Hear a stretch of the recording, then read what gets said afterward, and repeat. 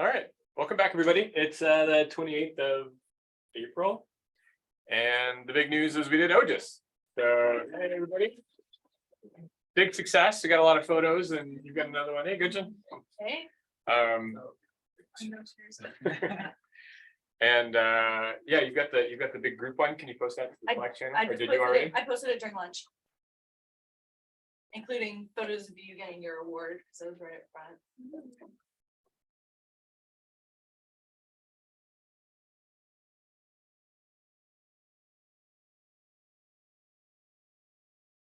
Oh, there's no There you go. Barrett. Nice. That's great. Yeah. Cool. Thank you. So we'll add that to the archive and post it. to the Shashank website. looks like a scary CEO. I want to be A a little bit. CEO. Um, I'm gonna briefing the CEO part. It's good. Like in this case. Well, no, it was just in that one group photo where he's just standing off to the side. Like I can see it as like your headshot when it's like about the CEO. You're just chilling there. What award did Addison get? The innovation program student of the year. Ah, okay. Yeah, very good. Last year it was Jerry, right? Apparently that's 5 years running for the geography department, so good work, everybody. I'm Um, not geography. All right, so I didn't have time to, I'll have to make some revisions, but I didn't do a table of contents. But for one of the grants that I'm working on, they need some visuals. I don't really like making figures because it's a lot of detail work and it takes forever. But this is one that I put together. We're trying to show like how LiDAR really shows, like 3D LiDAR really shows the vegetation pattern. There's also like a bare earth component that we're trying to play up. So this is a canopy height model made in Cloud Compare overlaid on top of the bare earth model. It's been a while since I've made one of these.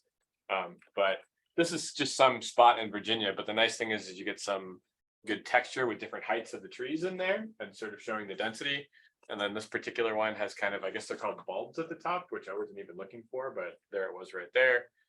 So you get a good chance of to see the vegetation structure, and then some of the underground stuff or the below canopy stuff looks pretty good too. 3D thermal modeling. I wanted to have a slide in here talking about radiometric JPEGs because we haven't really talked about that much.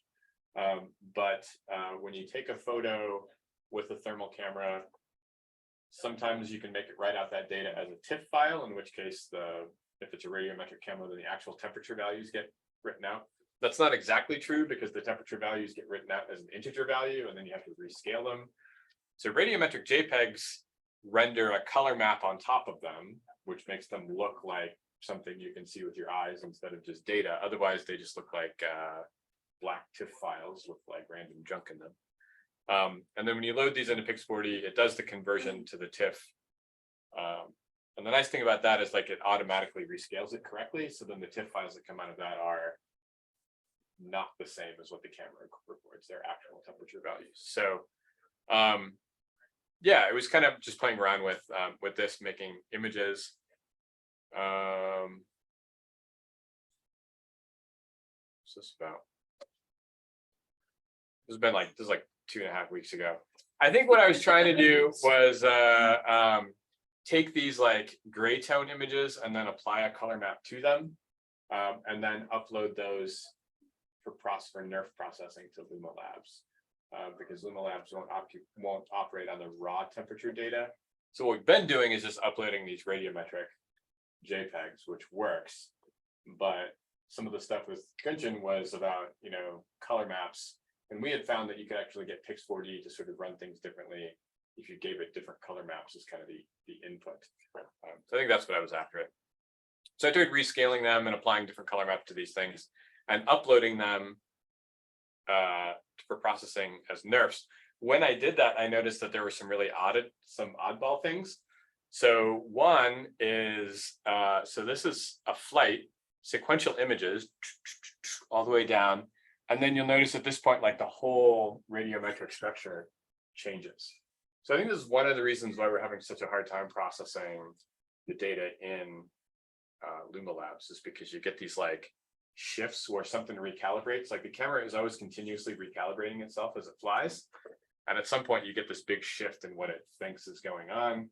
and then it can't match those images. The other thing that I noticed is the next slide.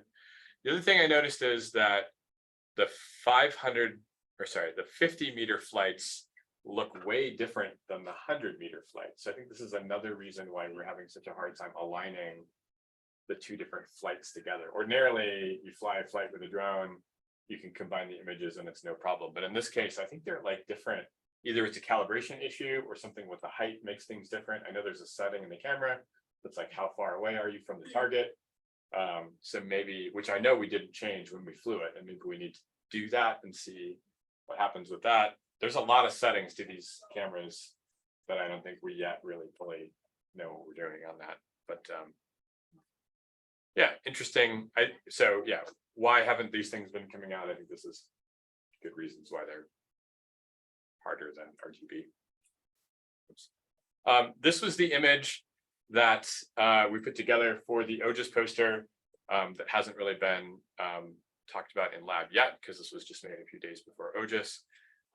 We ended up using a different technique to do this than we used Gunjan on our stuff. So when we did it, we did step 1 in Pix4D for the RGB and the thermal. We merged the project and then we go through. Dying. I just wore my like thickest sweatpants. Oh, geez. Yeah, it was a bad clothing choice. That's all. I don't even think we can open these. I guess we I can. tried this morning. I've tried all semester. They're bolted shut from the inside, which, I mean, who also thought to put windows inside? Like, Well, this used to be an exterior wall, I think, Yeah. right? And then they built Oh, a really? thing But out. still, why couldn't they go in and fill in Oh, it used to be so the? skinny. Yeah,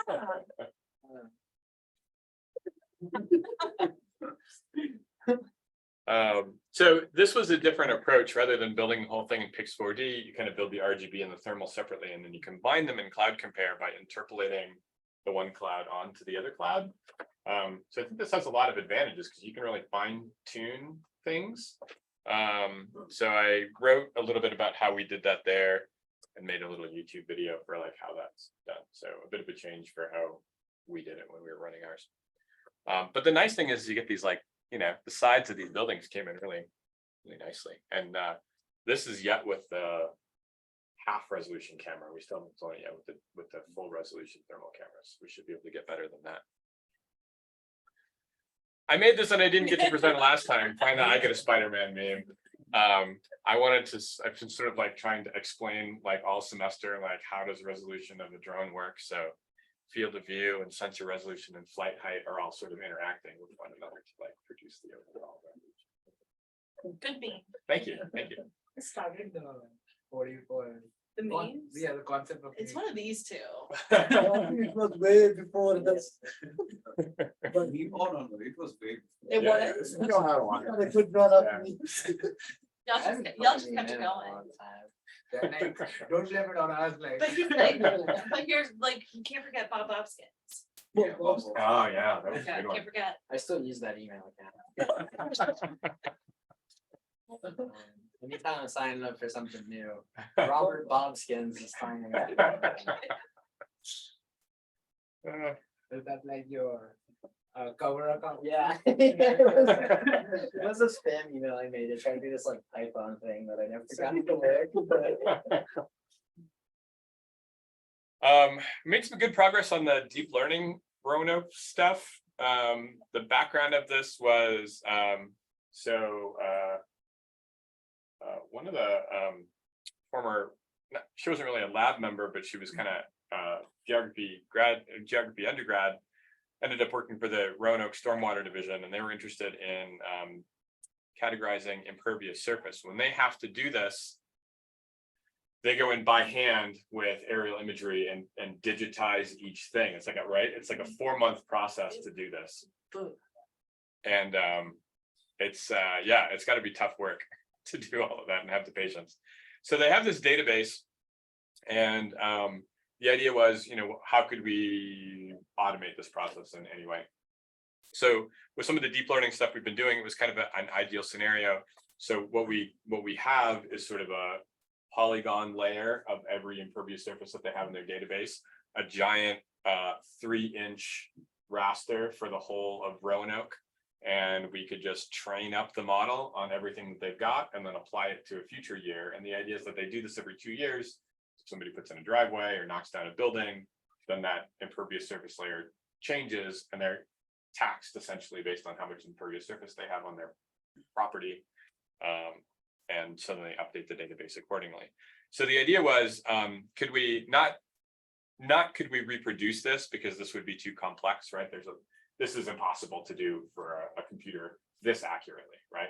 But what we can do is maybe start drawing people's attention towards what has changed. As a background thing, I didn't realize, so these get distributed as SID files. I didn't realize that SIDs came with world files, so that was interesting. So you can open this up and see that it's like a 1 foot resolution, which was nice. So I trained the model on the 1 foot resolution raster. I didn't realize, so we'd gotten a batch of data 2 years ago, and then Macy O'Neill, who's working there now, gave me a batch of data, and her 2019 raster was a 1 foot resolution. And I thought that's just what it was. And then when I went to go back and look, I saw that I actually did have a 3-inch version from a couple of years ago. So this is the 1 foot resolution, which I thought was still pretty good. And then this is the output of the deep learning classification on that data. So trained up on this very data, minus some separation, and then taking that model and reapplying it. Some neat stuff happens. So mostly, I think the green blobs are where the rectangles are. So generally speaking, I think it's doing a pretty good job. It is both detecting things. So right here, we're detecting something that's definitely on the photograph that got missed in the digitization process for whatever reason. So that's a plus. And then there are a couple of things, I think, on this image that don't show up. So like this, some of these things are like, I'm not even sure what they are. Like, are they impervious surface? Are they not? This one definitely is. These are things that are in the database that aren't in the photo. So we're getting both angles of this, which is, I think, good for like an operator to review, right? To go back and say like, oh yeah, there's a thing, what about this thing? Like yes or no? And it should make that process, I would say, at least half the time, because you can kind of focus your eye on particular things instead of searching through an unstructured image. This is a 3-inch resolution from 2021, so this is a lot nicer. I thought it would be a fun experiment to try to apply the deep learning model that was trained on the 1 foot resolution to the 3-inch resolution stuff. So, you know, it's making decisions based on pixel arrangements of basically. So this is just the image overlaid. I did not expect this to work, and in fact, it did not work. And the reason for this is that it just, the patterns of data are just totally different for this. Like it's a scale matters kind of a thing, right? Like a 1 foot resolution image is just not the same as a 3-inch resolution image. So it didn't surprise me at all that this didn't work. Fun to try it anyway. Skip over that. In terms of, so I've got it set right now to train on the 3-inch resolution data, and we'll see what happens with that. Now that we know that we've got that for everything, we should just use that. But one thing I didn't know is how long these were going to take. So the original one on the 1 foot resolution raster took 14 hours to train, which is long, but not terrible. I started the 3-inch resolution training yesterday, and it is still going. These things train in what are called epochs, sort of like there's successive rounds of training. And so the 1 foot resolution one took 78 epochs to finish, which is, well, it is what it is, but 14 hours and 11 minutes per cycle. The 3-inch version, we've now finished 1 epoch. It took 7 hours to do it. And so if we have anything like 78 epochs to do, we're looking at 23 days to train the whole model. We'll probably instead stop it and set it for like 10 or 20 or something and just get what we get and see how that goes. Like this thing isn't meant to be like a perfect classifier anyway. So I think we'll probably get most of the good results by that point anyway. We won't really know. These things converge. And so there's a point at which like it will automatically detect that it's not making any improvements and it will stop itself. But that takes a while. So we can just ballpark guess at it like, yeah, we think so. And this is running on the Neil computers. Yeah, this one's running on Rooster right now. So unrelated, but kind of related, because what was brought up in Dennis Dean today was why didn't we use the supercomputers that Tech has? For like our own processing things, but like going to a similar thing of like, can we use Tech's computers to run those? So it can just be running basically for 23 days or even shorter in the background. So it can run for 23 days, so we can just write it in here. I'm pretty skeptical of a lot of the supercomputer projects that happen. And I could give you a whole Yeah. spiel on that. No, it just like brought up on our poster and I kind of looked to Lindsay. I was like, I have no idea what I'm Yeah. supposed to say. So a big part of that is the logistics of getting that set up, right? So it takes more time to get a project over there and distributed and running. And that's time you could be spending just hitting go and walking away and then coming back in a few days. Like it takes time to set up like the whole process, the lab with the ARC. Once it's set up, right, it's very convenient, especially like here, right? Since if the computers are running on high intensity for a long time, then like this place will be really warm. So That's true. Also, I think there will be licensing issues for ArcGIS. Oh. Or How parallel is the thing, because supercomputers are Or like parallel. parallelization, yeah, Like it's it not is like. just a bunch of computers all hung up together, and so if it only works on one of them, it's the same as just running here. basically. Yeah. So parallelizing things is not every problem is suitable for that. And even the stuff that we have in here is set to run on, multiple cores and fairly good GPUs. And so we're probably already getting most of the returns. Like that's one of the reasons why we get these computers is so we can, what model is this though? Like, is this ResNet or something like that? this one is UNet. UNet? Okay. No, it is ResNet. It's ResNet 34. That's right. ResNet 34? Yeah. Okay, yeah. Then this time is about right.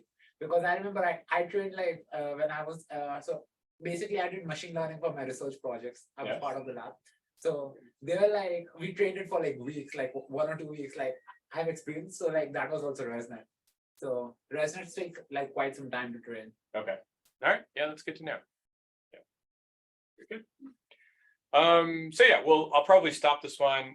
In related news, the computer needs a reboot anyway, so I'm probably just gonna like call it and then reboot the computer and then set it to run for 10 epochs or something like that, and just see how it goes. And then if it's gonna be what it's gonna be. I would say like 10 should be good.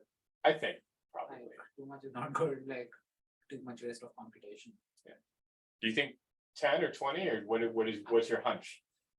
See, like I would suggest 10, okay? Yeah. And then I would suggest like going with like 13 and see like how much difference you get. Okay. If like you get more than so if it's like 95, 97, then I don't think it's worth it.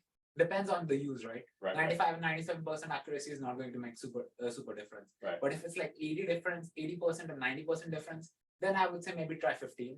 That's a good suggestion. Great. All right. Build stuff. So we had a meeting on Wednesday, and one of the big parts of the project is identification of the things that are moving around in the LiDAR field. And this is like the big problem in LiDAR, I would say right now anyway, which is like, how do you decompose all of that stuff into like meaningful objects? So the 3/4 things that I think we're looking for, we want to discount like the things that never move, the floor and the walls.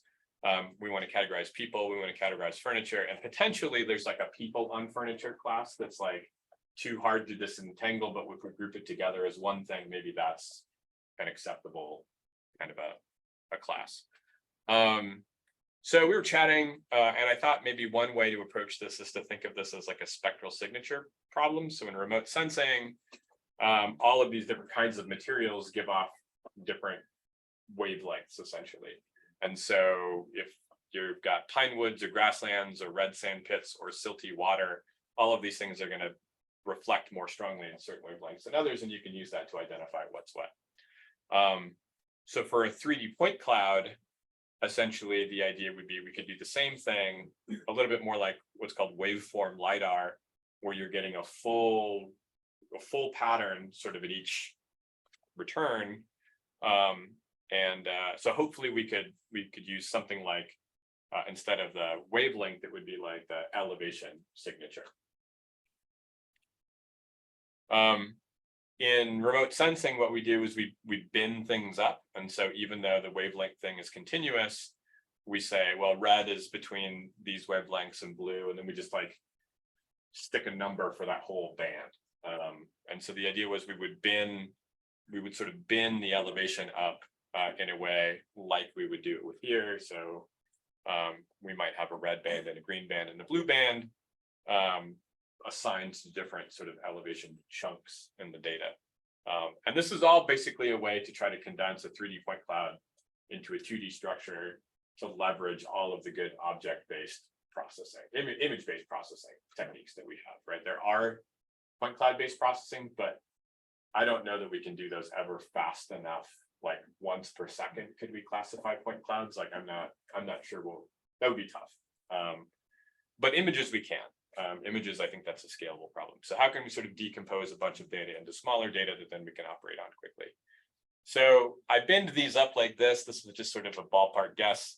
But I made a red band between 0.4 and 0.9 meters, so stuff that's just on the ground and doesn't move. And then hopefully a band, something like this, that would be people. And then I didn't really need it, but like another band for anything else. That's just totally wasted. I'm not really using that right now. But the whole point is that we would need to do something like an analysis to figure out what those bands ought to be. I tried 3 bands that were sort of like more in the ranges that we were interested in, but that didn't quite look right. Anyway, just playing around with it. And then these would interplay. So you'd have, you know, something that was like in each of those bands would show up as white on the resulting image. There's a lot more that we could do with this that I think is interesting. So we can assign anything we want to these bands, and we're not really limited to 3. We can have as many bands as we want. But 3 is nice for sort of visual inspection, and then you can feed it into like OpenCV based processing and lots of advantages to doing it that way.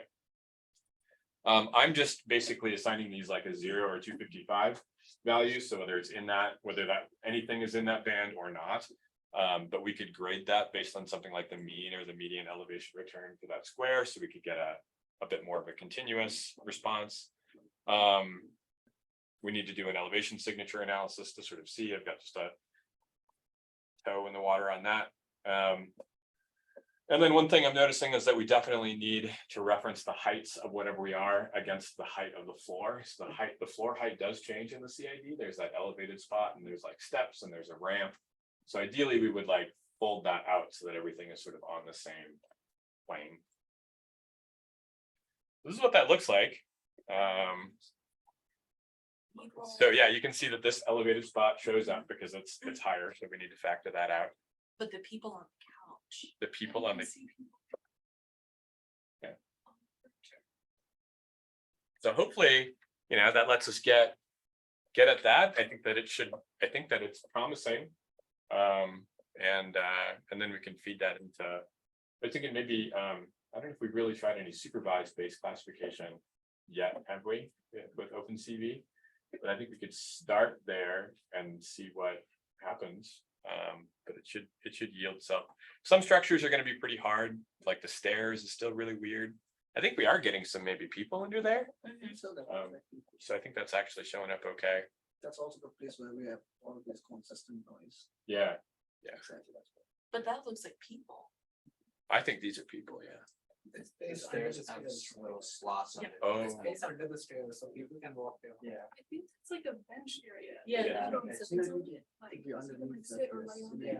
Yeah, not on the stairs, but underneath them. Yeah. It'd be interesting to go in and do a test, see how well it's keeping it, like walk around at a time when no one else is there, or like 3 in the morning if you wanted to, but yeah. or like really early and then just like sit in different places and see if it can track that. CID meetup. Neo lab party, let's go wander Yeah. around CID. We're gonna mess up our data. on I guess you can purpose. figure out, I don't know if anyone would lay down on the floor, but. Oh, It yeah. may or may not be a case. Yeah. that Yeah. happens, but I mean, college never kids are know. crazy, man. Kevin would say, I don't doubt that. Yeah. what happens in the lab in the dorm in the middle of the night, like, you never Yeah. know, you never know. I feel like it's like a heist movie where they're like, well, we know that the LiDAR filters in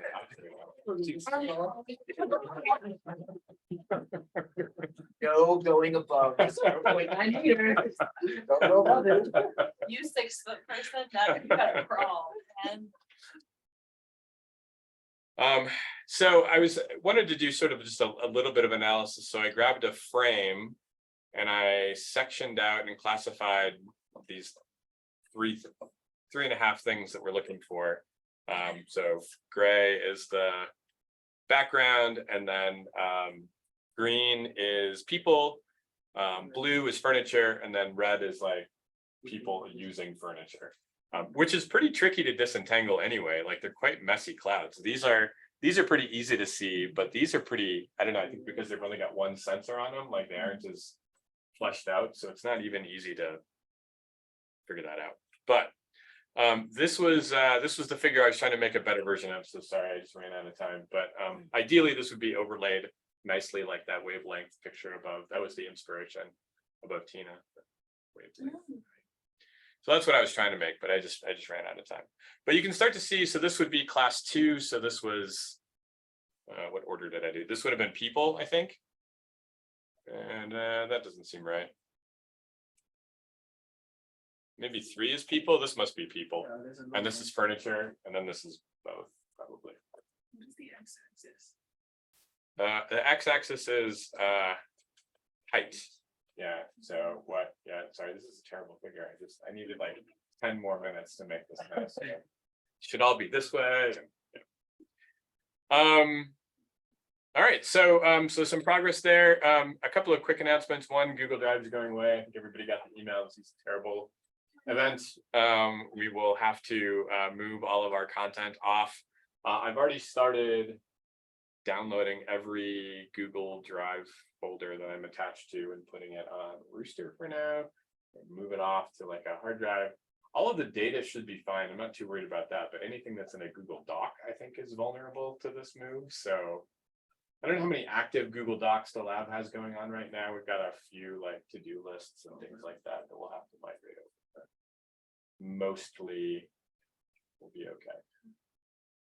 So sad. It is I'm sad. like, I'm graduating, so it's really matter, but What still my happened to Google our Drive, email accounts? it gets turned into an alumni.ut.edu.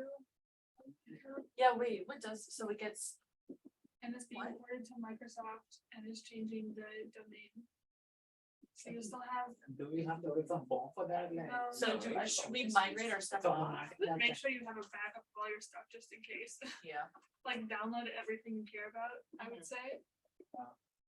I don't know, normally you would just keep your own email, like your BT.email forever, but they're changing it. So all the alumni are really mad. I want my email. Exactly, yeah, like, so much is on my like connected to my Yeah. email. because we were told it was never going away. Yeah. I didn't know that the email was going. Yet they're changing the alumni emails to like PID@alumni.ut.edu. But like, will they redirect the emails? I Like, don't know. They're They're like, not That's a really big telling deal. us. They said it That's a was bigger deal than the Google Drive. They're not But- telling so us is that they happening- become an alumni. But is that happening in 2024? I think So I Okay. think we've got a couple months. I think it's starting like in fall, like November to June is like when the actual like official merge is happening. So, but I Great. don't know. Like now dealing with this issue would be an issue because 4 years, right? A lot of it is just connected to the VT.edu email. No, I'm just thinking of like the students How many that accounts just do do I you have? like group projects over Google Drive. Every project is on Google Drive. Every project is on Google Drive. I know we're anti like power, like, slides and whatnot in here and whatnot, just because ease of use, but like every PowerPoint presentation, group project, group paper. Like, don't get me wrong, in my opinion though, right? Google like tools, right, are much better like for like just the personal environment and like as a student I love Google applications. But like I use Microsoft tools like OneDrive and stuff, right? In the internship, I had no choice. Yeah. I struggled a lot with it, okay. Let me say that way. But I feel like the calendar integration and stuff like that, right? Mhm. That is much more easier with that. So I feel like it's much more better for the company use, but I can't say that for the university. Like for students, I just think Google is better. I think they might have access to Google Drive still in the limited, like not unlimited storage. I think you'll still have stuff, even like only the Google Photos seem to be getting Google deleted. Photos is fine, but You yeah. can't upload stuff, that's Google why. Photos, whereas in your ETA account and Google Photos. They're done with all those. They need to make a list of a lot of things. Move it all to a different Gmail account. Yeah. Yeah, they're putting a firm data cap on how much I think can go in your drive. Yes. Okay. OneDrive is also very nice for data storage, I've noticed, like in terms of like, I think it works better in a lot of ways than Google Drive did. So that's a minor plus, but. Download everything you own with a Oh, Google thing, with just in Hardware. case. But how do you convert, like a Google Doc isn't really downloadable, right? You Like- can. Yeah. Oh, does it? And like, It might mess with the formatting. a little Wait, bit, you it never know. will mess up. so you can convert it to a docx, but if you just like set it to like synchronize, I don't think it I don't will know. synchronize. that I don't think is gonna go. So you can do, Then you can open it using Microsoft Word. you can Yeah. open if it. there's like a batch conversion tool, like take all of my Google and turn it into I think- Microsoft. I think you can use Word to open Google Docs. That's what it is. It's not like Google Document. So have they said what they're going to? OneNote, Microsoft, all of that jazz. So that's what we're using at my work. And I will say this, I've used both and we got hacked. We had a malware attack at the utility I work at. And my computer was trashed. It got completely encrypted, but my OneDrive, all my work was saved. So I didn't lose anything. So that was a big deal as far as and I know that we also had a contract with Dropbox at the time.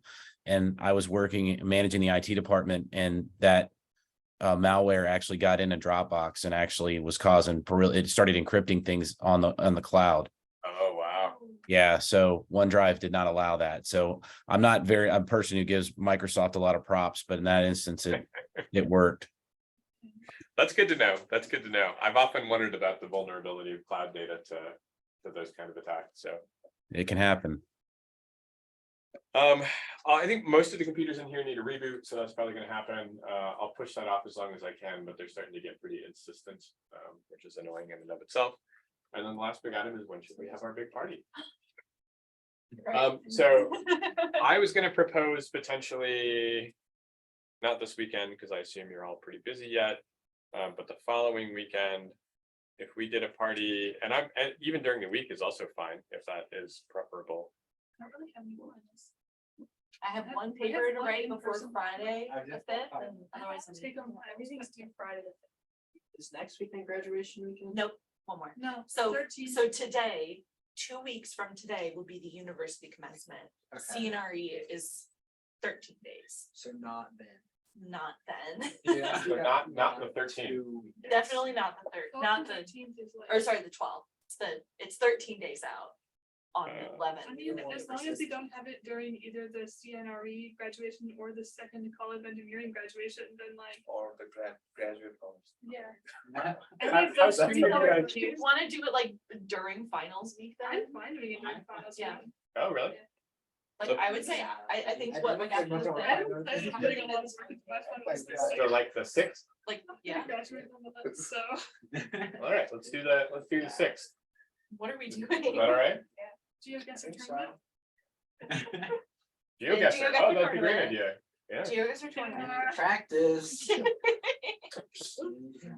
I'm happy to host at my place. Last year we did a pizza party, which was a pretty good time. We could do that again. Make a bunch of dough and buy a bunch of cheese. Oh, like homemade pizza. I make Heck pizza, yeah. yeah. Heck yeah. The 6th, okay. Only two of us. Only two of us would Oh, know. It's amazing how fast it turns over. Yeah. I think it was Homer, I missed it, or, But you. Yeah, no, I you had, missed I had a final, that's what it was, I had a Oh, final. but you're a part of the natural. Yeah, you- Yeah. All right, so we'll make it Saturday, the 6th. And we'll I don't know, what do you think? Oh, no, I'm just on a different topic. So we were talking about like moving things from Google Drive to Microsoft. So there is an app in Microsoft 365 called Power Automate. So you can actually like create like workflows, like let's say it allows you to like, let's say if you drop something in this folder or in this database, it will automatically copy those things in whatever directory you put it in. Oh, neat. So. Power Automate? Yeah, Power Automate, I think, yeah. So I think if you like, I don't know, like if you have time, like you can just create that workflow and it will automatically like copy things from Google Drive to like Microsoft 365 in however form you want. Okay, And it's like, coding is required. It's mostly like visual, like user interface thing. So Okay, should be easier. all right, that sounds good. So party, I don't know, like, dinner time 4:30, is that all right? We can get started and then Yeah. start making Okay. pizza over the next, That sounds. Hour and a half. good. all right, 4:30 on the 6th. Ah. Oh, Right. so sorry, talking about computers and whatnot, it is at 4%. Do you need a power? No. thing? No? You're It's just- fine. It's dying. It's fine. I think it's. You're in the I think acceptance that's- stage. Well, here's the thing, I think it's already mad at me now because I've already searched up computers on this computer. so it, like, knows what it's going on. It Hey, knows baby, do you have any what's friends? going on. It knows what's about to happen. No, I'm not surprised. I was honestly gonna say something to my parents of like, I probably need a big computer anyways. Is it sharing the whole screen? You got I think this like so. when you join, What? you got this when you join. This one was when I accepted the Oh, tech, but I bought this as a chemistry major, not a geography major. So this was like my chemistry computer. Oh. So like, it's fun, like, it's worked fine in the past 4 years. It's just like within the past semester, it's- Yeah. it's, It's 4 years, right? it's 4 years old. Yeah, so. I just Like, wanted to make mine, sure. I have the same computer, right? Yeah. So, like, after 4 years, it just gives up. I like it, but like now it's like the battery sucks. It's lagging big time. The sensors to determine whether or not it's docked or not are all flippant, Yeah. so. I might get my lap. So with this one, because of how it is, sorry, TMI or whatnot, because there's like nothing to like unscrew or whatnot. They basically say it's more cost efficient for you to buy the insurance, like the lifetime insurance. And like anytime you need a replacement, instead of fixing something inside, you just buy another computer. Yeah. But I still love it though. See, It like, works. and that time Just it was that way. really popular, okay, because of the Yeah. concept of like detaching it and stuff. Yeah. But like, once I got my iPad, right, after that, I've never detached it again. iPad is just better for notes. Yeah, like it's fine for GISing, but it has to be plugged in pretty much 24/7 now. Otherwise, I honestly probably have no more than 2 hours off charge from full charge to dead. That's about right. I have a pretty quick one this week. Yeah. So we were working on doing percept in the lab. And then a little bit on an abstract for a virtual conference in the summer, but I actually forgot to put that in the lab report, but John will talk about it, so that's okay. And then a little bit on like Amazon Web Service stuff for our GS indoors that Shajan committed to doing for like our enterprise class. So we were using 2 sensors in the lab, so we were using the one that's on top of Goose right there, and that was still plugged in, and then we were using another one, which was 115. You can see it in the picture, it was right here. So they're not perfectly located with one another, but we wanted to just have it like quick access to the router basically, because the router's right here, so the cord will reach. So there's the cord. So Shashank here is, it's kind of hard to see. He's looking at, I think, the output from 102, and I'm looking at the output from 115. So I'm looking at what this one's giving out. He's looking at what this one's giving out. But then in Percept, we got these 2. We're using both sensors and trying to like align the 2 point clouds together. We didn't quite get this properly working yet, but like, as you can see, they weren't in like the perfectly correct location. I think Dr. Pink, when you did this the first time, did you use Cloud Compare and like? Yeah, so the way we ended up doing it was essentially getting one that had like if I remember right, getting one that had like the wall that we needed, right? So then that one could do sort of like the foundation, and the floor is always 0. So anytime you get a floor, you can get things oriented and leveled, and then it's just a matter of sort of like translating it.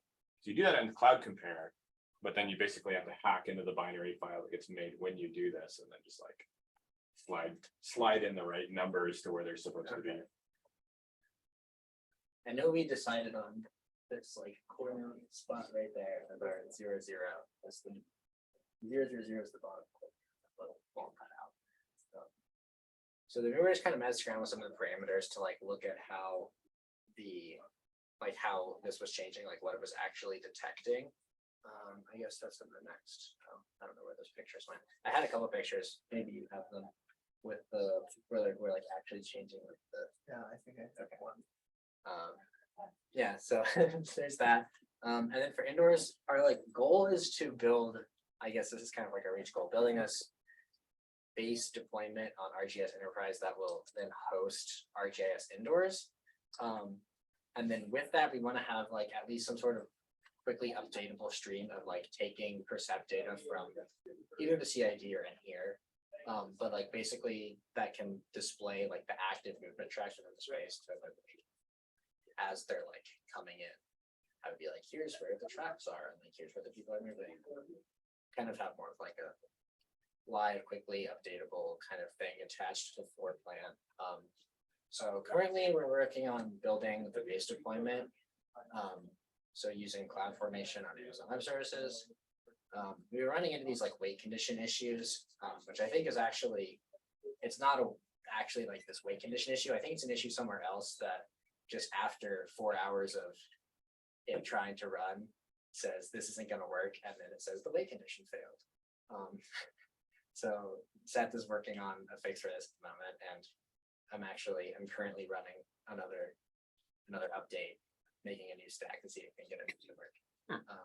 So the next steps will be, once we get the deployment working, which hopefully, definitely planning on having that done by the end of the weekend.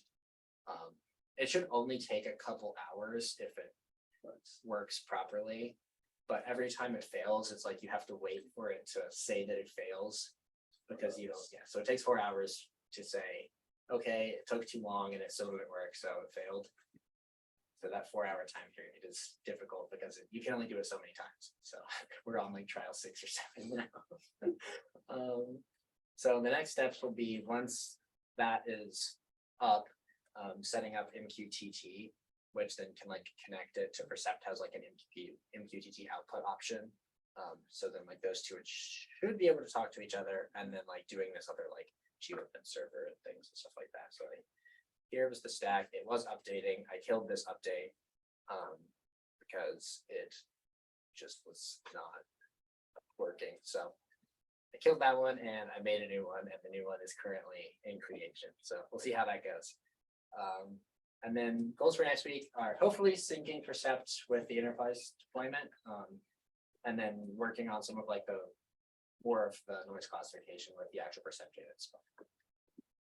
This is gonna sound silly, but we don't have a meeting next week, right? Here you go. Okay. Yep. I was like, what's next? Actually, I think the way that I did the registration changed. So I think if you take a point cloud that has that 0, 0 in the right spot, then you just take each individual frame in Cloud Compare and you try to get into your line. And each sensor's interface has an ability to change the location. And so you basically put those in there, and it takes a couple of like tries to get it right, because the numbers that you get out of Cloud Compare aren't exactly the right numbers. But we should sit down for a couple of hours and see, like one of our next together meetings, and figure it out.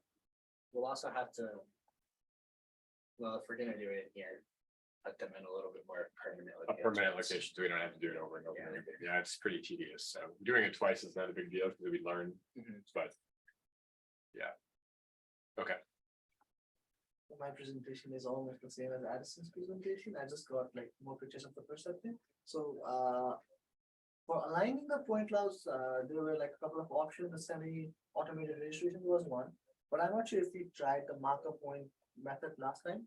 So I tried this day. So what it does is like it has 2 point cloud streams. I think it tries to identify moving objects, and it just locates like a marker point, and that was pretty good. I think it just realizes a movement, and then it recognizes me and Addison in the whole room. It did not recognize anything else. Yeah. So if we have more objects moving, I think it will like be Oh, a that's good clever. look. Okay. So I'm not sure if I have the good picture of it, but like it kind of aligned the 2 point clouds very well, except by a couple of meters, I think at most. Not that bad. It was very good than I expected it to be. So the point cloud alignment went pretty good. And the major idea was to like play with the exponential decay and the parameters that it uses for defining objects. this was our main goal. If we try to set 0.0005 to 0.5 and see how that affects things, and even the point of filter options, we tried altering it, and we're about to like run Percept on it, but then this error pops up, and I think Oh, we yeah. ran into this a lot of times when we began this. Yep. It's again the time synchronization stuff, so we could not figure out a proper way to do this. We'll probably have to go through this again to like actually run Percept. Okay, I think I logged most of that into those like some lab reports. There should be, if you look for like NTP, there should be, Yeah. or wait, no, PTP, that's right. Yeah, so I try to change it from the NTP setting to the PTP section. It initializes but fails. So The timestamp is off. by how many seconds did you say? I forgot. You read. I think we said 20 billion. So the other, Yeah, it was like 20 billion. so after that, we tried to do it with a single sensor, and we were trying to see how the parameters tuning would change things. We tried one thing, and then, but I could not find the JSON files. I don't know where it is logged. I thought it would be under the same folder as the Blick file Percept thing. And inside that, we found this, which is a log file. And I thought this would be the JSON file that it records. I was pretty happy to see that the date is actually being recorded, so I was pretty happy about this, but this file does not have our JSON file. It just keeps a record of like object detected and stuff. So I don't know what these files are at all. The other thing we're working on is the abstract for ESPRS, and it's due 1st of May. So we'll probably things up. No, no extension issued yet? I think we have a proper good draft for it, so we'll have a review it next couple of days. I made a lot of comments on the draft, but I haven't And- actually made the changes off those comments. I But it kind was just like I read through it. Yes. So these highlights I made are added. Writing with all this one is a big pages. Yeah, so it was 1st of May, and we have abstract and character limit for the title, so I think we're good with the character limit. We don't have a very long one, so it should be good. The other thing we were working on this week was the base deployment creation. The bad thing about this is like this actually costs money, so we cannot do multiple instances for this. So we just have to, like, the grad students are trying to make one single stack. We have tried it like 7 times, and every time it's failing for a particular condition, saying input wait condition failed. So our hypothesis is if something goes wrong, it will keep trying until 4 hours, and after it reaches a limit of 4 hours, it says update field. Seth is looking at this, and I think he has identified a few things. So we'll probably be able to do this by Sunday, I think. So this is it, and we still do not know why it's failing. I kind of think it's like a permission issue, but we're not sure. We'll probably have this running by the start of next week. And we are also going to be giving a presentation about what we want to do with the enterprise indoor stuff on the class. I like the Jack Tolar's I also. like that. Flapjack Superstack. That's a good one. Addison's was Flapstack. Flapstack. I tried Stack, but it did not come out as good. Shucks. So next week, major goals include the RDS indoors deployment. We'll probably be working a lot on that, and then the abstract by 1st of May. So everything else still is there. So that's it for me. Great. We just made a to-do list. Yeah. On the Trello. Oh, great, on Trello, Yeah, very good. we should actually use the Trello. So I just bring down everything that we talked about doing. Good, I good, think good. it's actually good now, and using Trello because before this, right? Just getting the basics itself, Yeah, that was there like. weren't a lot of difficult. tasks, it Yeah. was just one big task, Yeah. get it to work, Yeah, get it to work. and now there are small tasks, And all the code is consolidated, so like yeah. code is consolidated and cleaned up. Awesome. From my side, so yeah, I want to see how to get it done. You got Cool, a magnet thanks. like right at the bottom of your, where that chair is. actually. Yeah. All right, presenting after a long time. Wow. Yeah, I've been intending to come to the lab meeting for for several weeks now, but like somehow like it's actually good, like you put it at 2 p.m. So it was really feasible for me just to come to the lab meeting. So I just have like summaries of what I have been doing. So I've been working as a RA with Dr. David Carter in the forestry department. So one of the projects that I'm working on, so it was like identifying the bedding orientation impact on the wetness and growth index in the forest. So basically what we have is like big bunch of like planted forest. So it's not like, so it's very organized. And what we need to see is like, so within the forest, there are like different stands. So as you can see in here, so basically these are the stands, right? Like, so these are the stands. But within the stands, the beds, the forest beds are oriented like in different directions. So what we needed to see is like whether the parallel orientation with the terrain aspect or the perpendicular orientation with the terrain aspect is like which one has a better impact on the wetness and growth index. So that's what I was trying to figure out. So I worked on this during last summer, and we had like in that summer we didn't have like any substantial results because the approach we were adopting, it wasn't an appropriate approach to work. So this time we changed the whole approach, and this time what we did was like so we had this big LiDAR data set, and we created the digital terrain model just with the terrain, and we created the canopy height models. So from the digital terrain model, we got the terrain aspect. From the canopy height model, what we did was, let me minimize this. Okay. So with the canopy height model, what we saw was like within the stands, it's not like you have like a unanimous orientation. So sometimes the bedding orientation is moving like this. So within the stand, there are like multiple orientations. So what we needed to do was we needed to extract like the substands within the stands that have like a unanimous orientation. So to do that, what I did was, like you can see in this image, that I created like lines. So you can like see that the lines are here. So that means like if like a section of the stand is having an orientation like this, I would draw that, and I would draw a polygon around it, like so, assuming that this, like from my visual inspection, if I can see that, okay, so all of these beds are oriented in the same direction, I will just create a polygon for that. So I had this, I created like, created some substance within the stands, like not all of it, just to see like whether this hypothesis actually stands or not. And like comparing the terrain aspect and the bedding directions, like let's say like if the terrain aspect is like this and the bedding is oriented like this, I'll have the angles calculated, like I have the angles calculated and see whether it's parallel or perpendicular, or it just falls into the other category. So that's what I did in here. So now I have like, let's say 50 shape files with the substance, and I have the category of like, okay, how much, like what's the difference, like how much the angular difference between the terrain aspect and the direction of the canopy, direction of the beds within those substance. So now I have the data.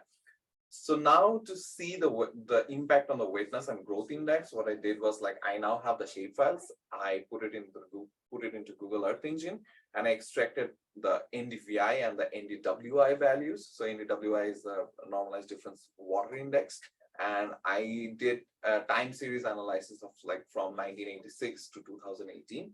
So I didn't calculate the NDVI and NDWI because like I found out that within the Google Earth Engine like data set, there are like already like 32-day composite data is available. So it was just like, I was just testing the hypothesis. So I just used this composite values, and I convert. And when I had this like 1986 to 2018 data, it was like, I don't know, like 400 rows of data. So the next thing I did was I saw that the satellite is always giving me the values on the same dates. So in this graph, in these two graphs, what as you can see here, that you can see like day 1, day 32, day 65 of the year, and it's just the average value of all these years, just to see like how much it varies for all the stands. So from the graphs, it was not quite, we were not like quite understanding, is it something significant to look at, or like, do we need to see something else? So the next thing we did was we ran an ANOVA analysis, and we ran a mixed model ANOVA to see like whether the difference for different orientation or for like different years, or like if we have a cross between the orientation and year, whether it has any difference or not. So for the NDVI, what we saw that for the orientation, it does not have any significance as the value is more than 0.05. For the orientation cross year, it does not have a variation, but for the year, it has some significance. But the year result is not like, it's not acceptable, because like from year to year, like we don't know that, like, let's say we have a stand and we don't know that whether that stand was in 1986 or like 2008, like in each year, whether it was planted or not. So the year value variation is not significant for us. But when we looked into the NDWI data, we saw that the orientation and both orientation cross year had a significance. So that means the thing we were looking into, like whether bedding orientation have an impact on the wetness of the growth index, we found that like for the wetness index, it had some impact on it. So so the next way forward from this thing was like we just collected some samples from a big data set, and we were trying to run some analysis on that.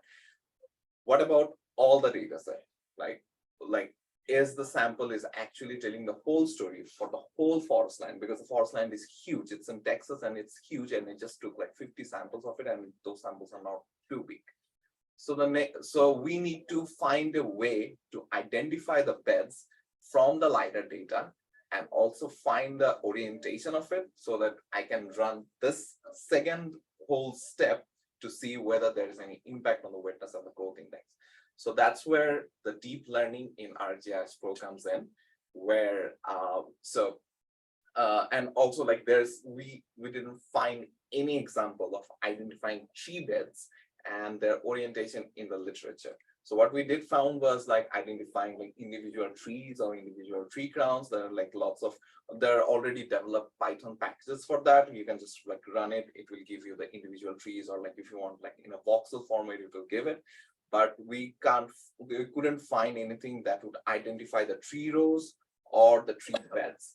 So the reason we started with the tree beds, because like if you look at the image over here, I should have put a better image over here. So you can you see a line over here, like some black lines?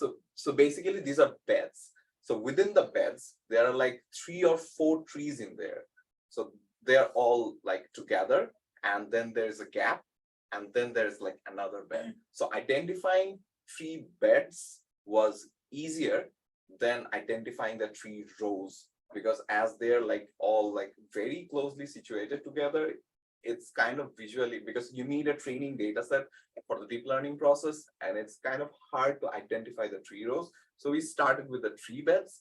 So the source is the canopy height model from the LiDAR, and we have to create a training data set and identify. So basically if this is a stand, and then we will have like multiple beds within that stand that I will identify as an object. I'm not doing a pixel-based classification. I'll be doing it as an object. Like this is a bed object. So I started doing it as like just my only source was LiDAR, but I had a meeting with Dr. Pingle the day before yesterday, and he suggested me to do a fusion model. That's like one is from the LiDAR, and another one is from the RGB orthophotography, so that I can maximize the chances of being this whole thing more accurate. So yeah, and Dr. Pingle also, I just trained like 60 or 70 data set, but Dr. Pingle told me that to create like 300 or 400 training data set to that. So I'm currently working on that, like just digitizing, like identifying the tree beds with that data. And my assumption is that the output will like identify the tree beds. And if I already have the tree beds, like even in the pixel format, then I can just convert it to the polygon, draw a line at the middle of it, and then identify it. its orientation. And then I can just run it through the Google Earth Engine so that I can see like, even if I don't have like how, like for the parallel orientation, how much is the growth or how much is the wetness, I can actually have like a guideline, like if the orientation is within this range, the growth would look like this. If the orientation is in that range, the growth would look like that. So it's kind of like a big, might be a big thing, because like lots of people, like usually in the field, what's happening is like lots of people are just like planting as they go, like they're just like doing it on their own. There's like no basis of like which orientation would have how much impact on the growth and or the wetness of it. So it might have a big impact, especially if we are if we focus on the Appalachian region, because it's like the terrain varies a lot. But in the Texas, it's mostly flatland. There's like not that much variation, so the orientation direction does not. It's not that much impactful. But within this region, in the East Coast, it could be like it could be a big thing for them. So we are trying to do that. And if we are successful in identifying the tree beds, then we might have a go in identifying the tree rows. That will be a harder job to do because it's kind of visually intriguing to identify the tree rows. So we need to figure out a way to do that. So yeah. So one of the things that I think that this is good. One of the things that we found on with Sam's tornado paper was that the CHM worked well, but I think that like a multi-directional shading model generated from the LiDAR actually worked a little bit better, which is interesting because it basically finds these like basically the edges of your things, like that's what's visually denoting like that's a this and that's a that, like the spaces in between, and those show up really well in a multi-directional hillshade.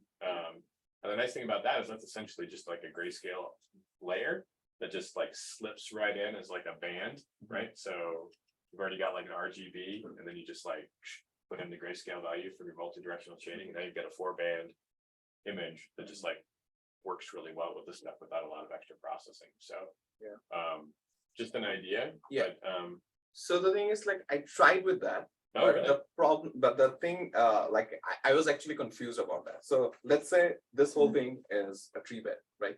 And it's oriented in that way. But the thing is, like, if the trees, because the tree heights are not always similar, and like at the time of the data capture, there might be wind going on. So the bed might be directing in this direction, but the trees might be directing in this direction. So what data we are actually looking at? Like, are we actually looking at the bedding orientation, or we are looking at how the tree is oriented at that moment of capture? yeah. So that was the approach I took in summer, and that's why we tried completely a different approach, like how we visually are looking at. So because we weren't sure about how is it like it's actually in the field.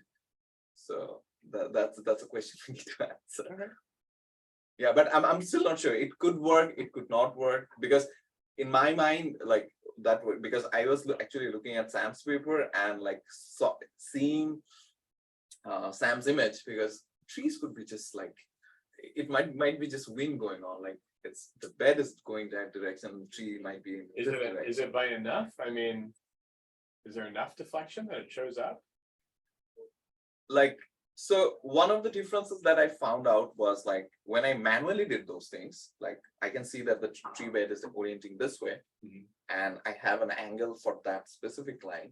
And I have also, like from the last summer, I also have like an average aspect of the canopy height model, and I've like just if I run the what's that called, the zonal statistics, I can have like a bunch of them, like what's the average aspect of this specific region. There's some angle difference, so that's where we got confused. Like it might not be the way to look at it. So Cool. Well, eventually, keep me posted. yeah, I have one question regarding that. sure. So if you're considering the deflection from the wind, even if it's minor, it's still showing up. What about the positioning of the satellite itself? Because it's not directly geocentric, right? So it's going to be somewhere around it. That might impact the data. Because when I look at Google Earth images of skyscrapers, Yeah. you see them deflected in Yeah. certain directions. So it could be the same with that, right? Yeah, so thing is like we are actually using the airborne LiDAR data set. So it was actually flown over that specific forest land. So it's not a satellite. is it? No, Oh, it's okay. an airborne LiDAR. Okay. So yeah, but that might still be an issue. We need to check on that as well, because I haven't taken into consideration the metadata of it, like what was the angle variation of like during the capturing. So might be an issue as well. But like as Dr. Pingle like taught me, like I'm just taking it like as a step by step. Like if I can do that, then I can maybe take into that thing also consideration, and then try to build more complex model, like complex output of it. So yeah, let's see. Because I started doing this as like, I started using OpenCV, and I like draw like 16 circles, and I then identified like center of those circles, and then like try drawing a line like, and from using all the centers of the circles, just to get an idea. Like my initial idea was like, I will identify the tree crowns because it will almost show up as a circle, then get the center of those polygons or circles, whatever that is, and like draw lines of it. So I just started from that and like ended up doing this, because this seems like a different approach, but that thing is also in my consideration, like when I will be like identifying the tree rows instead of the beds. So yeah, let's see how it turns out. Cool.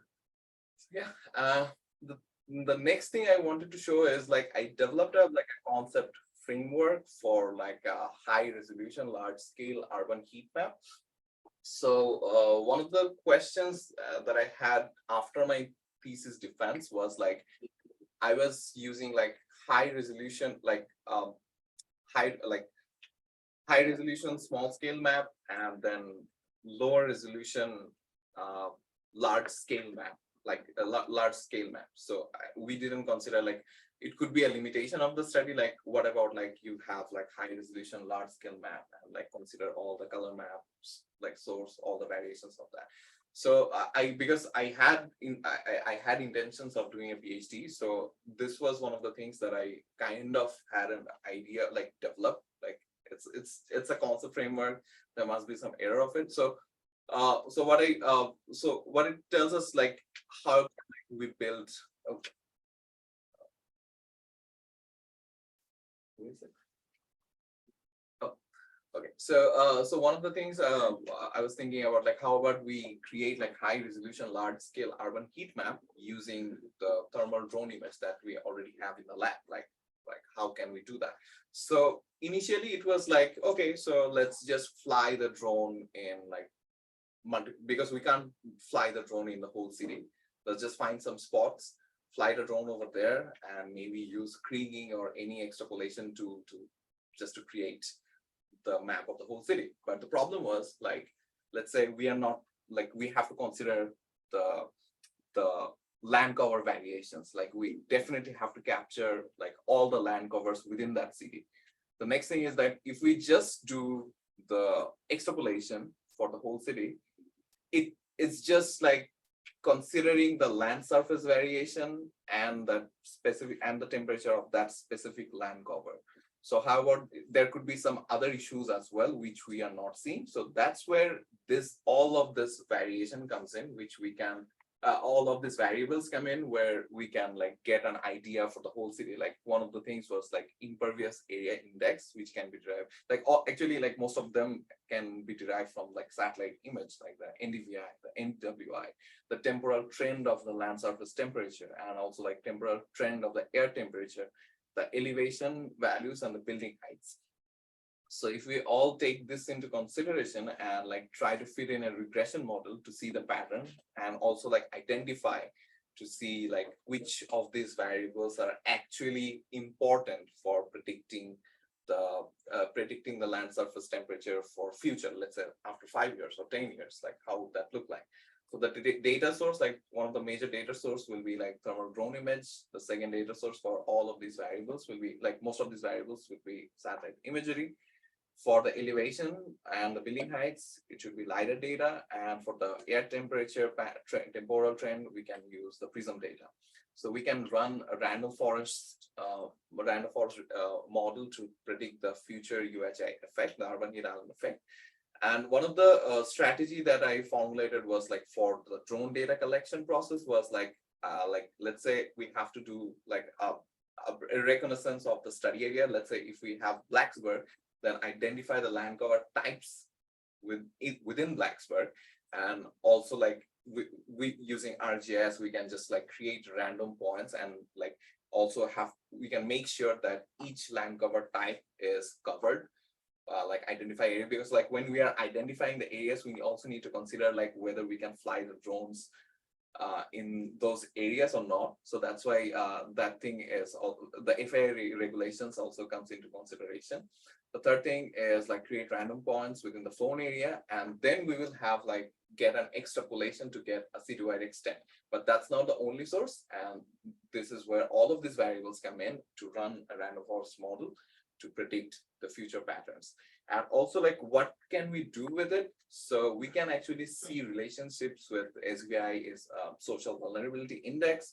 We can see its relationships with household income, household energy consumption, because we have a high resolution, because we will have a high resolution model. So it will be easier for us to see like relationships with household energy consumption, and then health, and also crime rate, because like in some literature during my thesis, I have seen like urban heat pattern also have like a very good relationship with crime rate. So maybe not Blacksburg won't be an ideal test ground to see the relationship with crime rate and urban heat. Maybe a bigger city will be a better playground for specifically to see that relationship. Yeah. Yeah, as you're writing this, I'm like, I always sort of assumed that I knew how like what was the big program where they did the regressions? They send the cars around and they measure all of them, and then they did a like DC had The heat island campaign. Yeah, I guess I don't really understand how they ended up doing their regression or their routine learning They model. mentioned like just doing like a random forest regression, but they never mentioned like the details of it. no, but they never mentioned any other variables. They just talked about like they took temperature measurements of like within different parts of the city. So Yeah. you get some points, and then they just extrapolated using random forest regression model. Based on like pixel values from Yeah. looking north of No. Yeah, Or- maybe they also considered the satellite image. So that was one variable, and the main variable was like the point temperature data from the different parts of the city. So Yeah, that's how they created the high resolution model. But yeah, then again, it does not, like from my point of view, it does not reflect what's actually going on in there. So because yeah, and then extending that into 3D is like non-trivial, like even. Yeah. No, that's really interesting. I'll have to, or you think you're gonna follow up on that a little bit more? I'm not sure, because I put this in concept framework in here. So because like if anybody is interested in like working on this stuff, they can do that, and I'd be happy to help. Sometimes I get future, like, 2 years down the line, I might have a student who's interested in like picking up this kind of Yes. work. I mean, if you feel like you're not gonna pursue it, then I can always present it as an option. Yeah, sure. Some of you all had sort of inherited like project ideas of like, here's the thing that like Sam and I talked about that we never got around to doing. Yeah. Are you interested? Yeah. And then, yeah, so maybe we'll keep Yeah, that in mind. this is up for grabs, so that's why I put it in a concept framework, because this thing was in my mind like right after the thesis defense. So I just like Yeah, it was like a 2-day research of like how we can do it, so kind of thing. yeah, this is a good one. This would go off really well. So, yeah, Cool. if any of Master's thesis right here. yeah, it's Nicely laid about out. this. It actually has a lot of similarities with some stuff that I've already been working on. It's good stuff. Cool.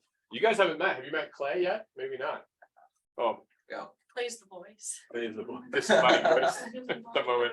Hold on, I'm a what? I didn't hear it. Gunjan had shrunk the video, so we just saw the name up there. Okay. So Clay and Gunjan, Gunjan was a former current student of mine, but graduating this semester. He defended in February. February. And then, Congratulations. PhD in the GEA program, and actually Gunjan's going to be joining the GEA program in the fall. Cool. Good. Yeah, some of the stuff that you're doing, especially with some of the stuff up top, doing a lot of temporal analysis on, I've been looking at a lot of that stuff in the Hampton Roads area. So I'd like to talk to you a little bit about how you're doing that at some point. Sure, I'd love to discuss that. Okay. All right, so yeah, so some updates. So I'll be start working as a GIS developer for the summer for GFR Forestry Consultants. I will be starting from May 3rd, and I also, like as Dr. Megan already mentioned, I got accepted into the GA PhD program, and I will work with Dr. David Carter from REC. So yeah, so, Dave, Congratulations. yeah, thank you. And so yeah, and so these are the goals. So these are like long-term goals because I know that next week we're not gonna have a meeting. So these are like long-term goals, like deep learning based tree bear and tree row detection. And I'm trying to work on another project that is like forest carbon sequestration estimation using LiDAR data. So lots of examples are already there.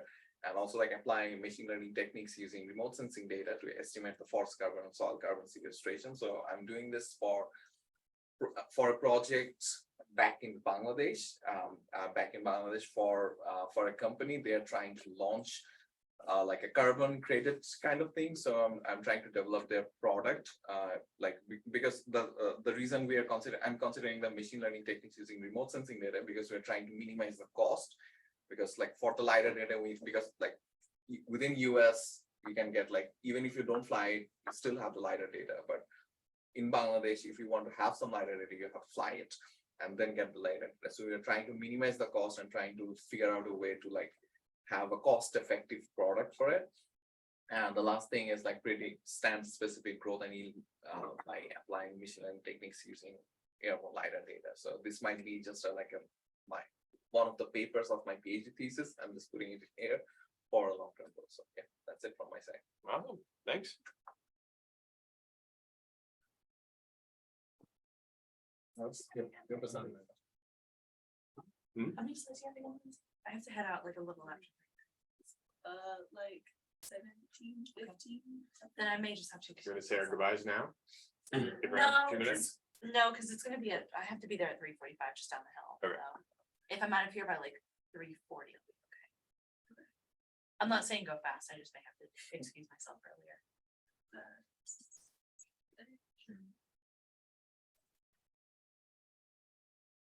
It's not goodbyes, it's see you later until the That's right. meal party. Possibly a good idea. Shame. No, I just hate saying goodbyes.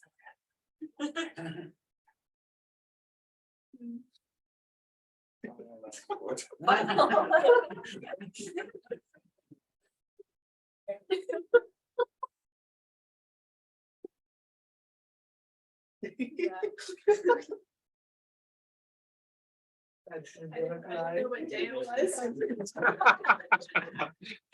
This is the end.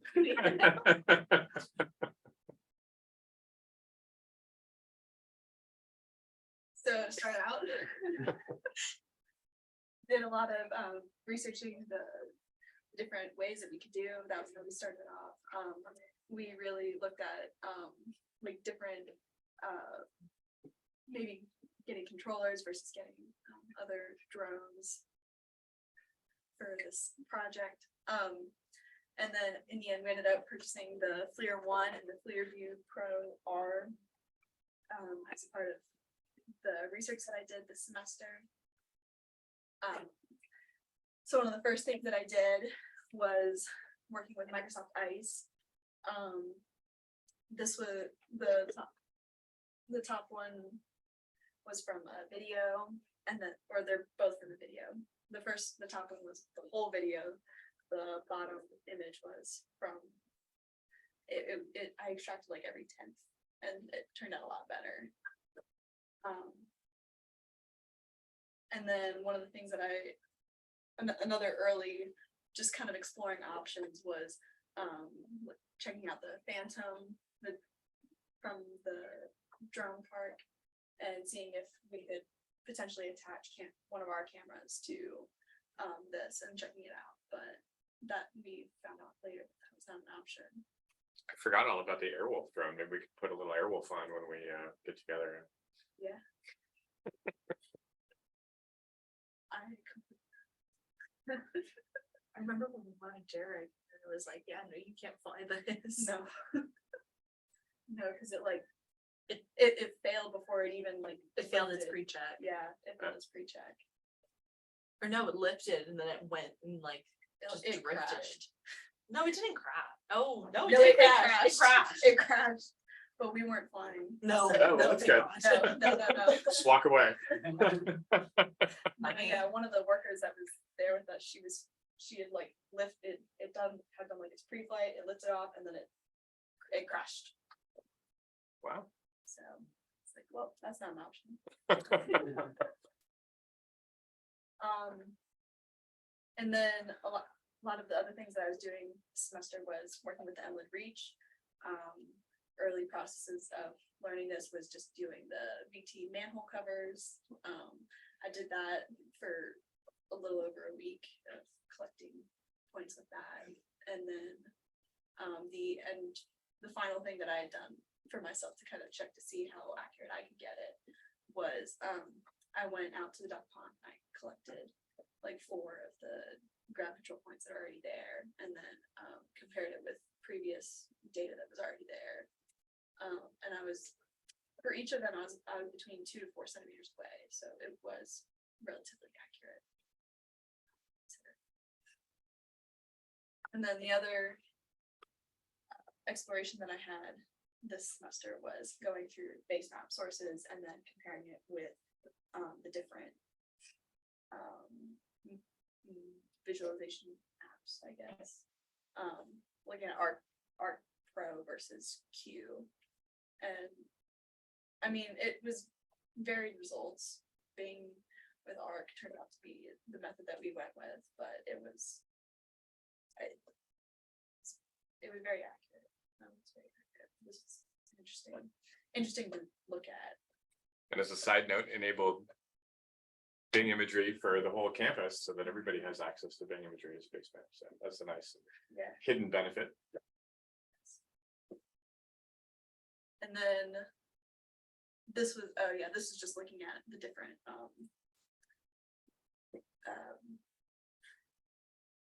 difference between images collected with NeoReach and the airport, which I thought I had removed, but is here. And they're about half a meter off, which really is nice. And then we did a lot of drone flights with the Mavic 2 at the Blacksburg Park. Most of the flights went really well. Only had one flight where we had issues, which was that was the one where the images stopped taking. Oh yeah, I And forgot then- about that. And then we had paused it because there were like people crossing the field, so we paused the mission. And then when we had gone to restart it, it was like failing. It's like pre-flight, but it was already in the air. So it's, how are you failing the pre-flight when you're already in flight? But anyways, and then it was like, okay, so we'll bail on that. So we hit the return to launch, and then it didn't do the return to launch. Yeah, how did we get out of that pickle? I forget. I switched it. I like flipped the switch and I turned it to manual, and then I manually brought it back. Oh, yeah, another landing. Yep. Fun with drones. Yep. Yeah, couldn't do auto on that one. And then, especially in the later portions, once we got the View Pro R came in, we did a lot of flights with Hexune. That was with the Hero 9 and the View Pro. And for those, we were really using ice packs and plates as like thermal GCPs, and that had varying results. We ended up not being able to really see them in Pix4D, unfortunately, but it was an interesting idea. Maybe grab some like big like ice bags from Kroger and like put it on the Or maybe like get a container and start a fire in the. We've been thinking about ice, but not fire. Good thing. Yeah, because fire and drones are such a great idea. one little cup of gasoline and you're all there. Have you guys seen those people that flew drones around an erupting volcano? Oh my god. No. Yeah, they got some really cool imagery, but at one point it was a kamikaze, I think. Yeah.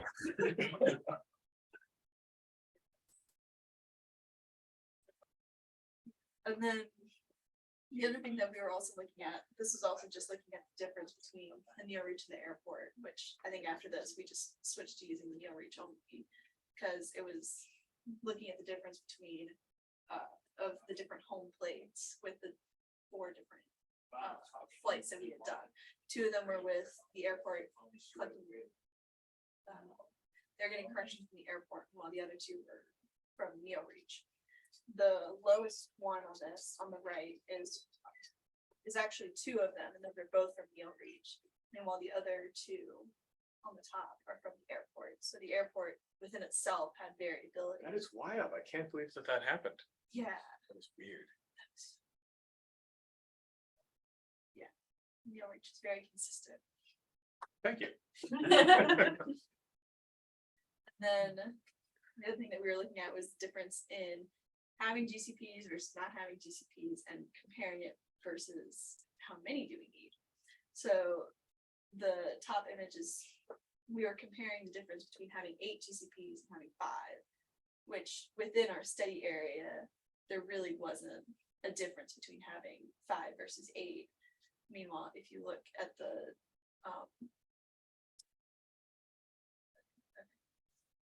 and meanwhile, the image down below was, that is a flight of the variation of elevation without any GCPs. And it's, yeah, it did not know where it was. Unfortunately. And then you got the FLIR 1, that came in, and then one of the first things that I tried to do was I tried to take images of the front of Wallace and reconstruct that using Microsoft Ice.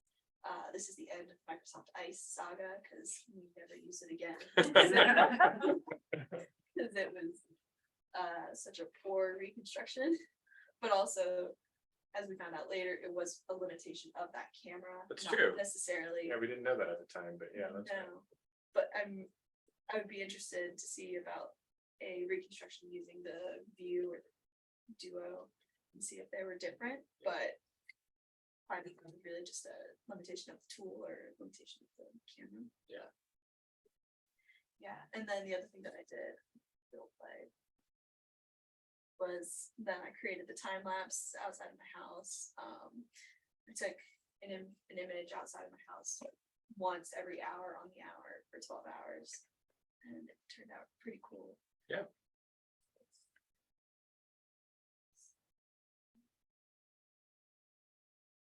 And then the other big revelation that we had done was with Luma AI, Luma Labs. And so the top one was my very first construction using with the FLIR 1. Can't you tell it's a front porch? It's just as beautiful as that building on our poster. It makes an appearance. Oh, it does? Yes. Yeah. Okay, sorry. It's an abstract art. Yes. Yes. We also made attempts at reconstructing humans. Sorry, Shashank and Tina could not run, unfortunately. That's fine.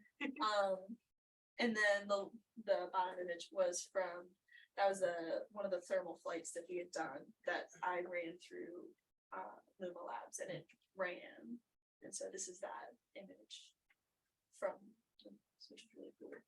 I didn't think of it. Yeah, and then this is the ICTAS 2 cycle. So on the left, that's, oh, all these made it onto the poster, by the way. The one on the left is from the FLIR 1 of ICTAS 2.